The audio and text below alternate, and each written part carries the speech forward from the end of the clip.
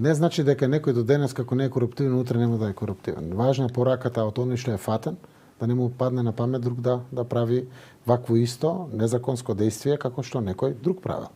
Знаете како овие денови кога збориме по телефон, луѓето обично користат апликациите, викам слободно зборуваме, никој друг нема да се нафати за 12 години затвор, заради тоа што пораката на санкцијата на казната е да не се повтори никогаш повеќе.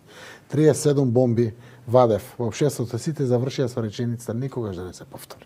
Така да расчистувањето со претходниот режим е сериозна, успешна активност на оваа влада и тоа, ако не го кажам јас, гледам другите, не го спомнуваат затоа што сите зборевме за украдени стотици милиони, милиарди, тие пари украдени бушат системи. Рековте рушвет системи. Не е лесно да предвижите процеси на најтранспарентен, отворен начин, каде што новинарите се таму на секое рочиште, да завршат процесите. Дали со ослободителна, дали со осудителна пресуда, завршуваат процесите. Најважниот процес при слушувањето е пресуден.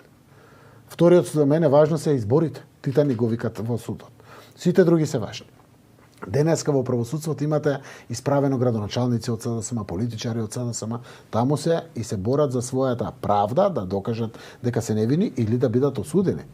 Градоначалник падна на 7-8 месеци од својот мандат на Ново село, мој добар другар и пријател. Го фатија со цигари, готово, одлежи и казна затвор. Значи, законот мора да важи за сите. Така да, дали се случува корупцијата на тој вториот, третиот ешелон, кој што постојано е тука. Знаете, власта, политичари се менуваат, тука се луѓе. Ние сме утврдиле човек кој што дава лиценци, само неговата компанија работи таква дејност со државата. Катастрофа. Тоа беше 2017-18. Менувај комплетно системот.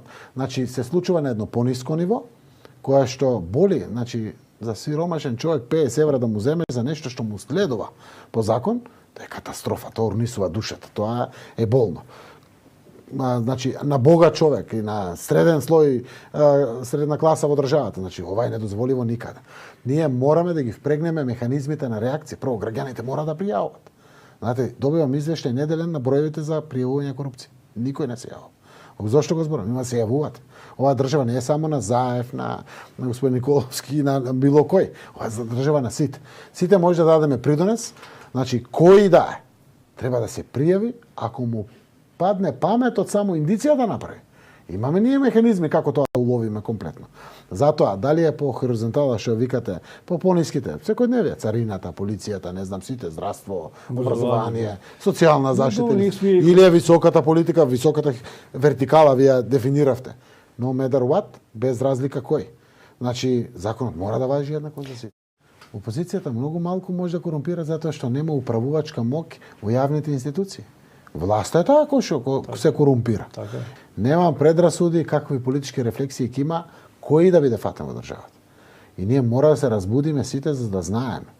Домашни странски инвестиции, ако постои корупција, нема да има. И колку повеќе отклонуваме, и колку повеќе довербата се враќа во системот, толку повеќе ќе има инвестиција, тоа ќе значи поголем економски стандард за сите. Второ, затоа формиравме вака подпредседателна влада, задолжен меѓу другото за борба против криминал и корупција, и тоа е генералниот секретар на СДСМ, за да има моќ да се бори директно во чело со секој. Без разлика, затоа што сите други политики се основени од успешноста на оваа политика. Ние имаме јавно обвинителство кое што се бори против криминал и корупција. Судови, имаме антикорупцијска комисија, имаме завод за ревизија, има многу тела. Но владата со своите извршни тела може да антиципира, да превенира, уште да не се помисли никој. Затоа се дига ова високо, не го кажувам како еден од 5 столбови во новата програма на СДСМ со комплетен фокус. Затоа што целиот свет, така и ние, мораме да продолжиме да се бориме против ова зло, се додека не постигнеме 100% успешност на тоа.